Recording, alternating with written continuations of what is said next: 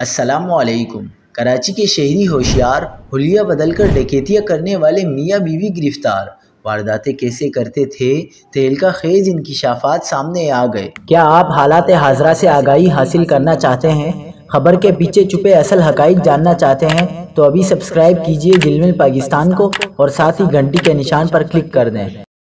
آپ کو بتاتے چلیں کہ کراچی کے علاقے ملیر میں ڈکیتیوں میں ملوث گروہ کے سرغنہ کو گرفتار کر لیا گیا۔ پولیس کے مطابق ملزم نے اعتراف کیا ہے کہ وہ اور اس کی بیوی حلیہ بدل کر وارداتیں کرتے اور فرار ہو جاتے تھے۔ پولیس کا کہنا ہے کہ ملزمان نے کلفٹن میں غیر ملکی شہری کے گھر سے لاکھوں روپے، زیورات اور قیمتی سامان لوٹا تھا۔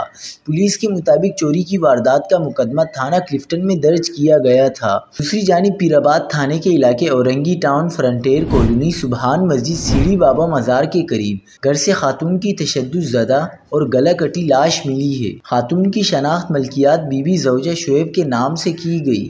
مقتولہ 7 بچوں کی ماں تھی۔ شوہر شعیب اپنی بیوی کو مارنے کے بعد فرار ہو گیا۔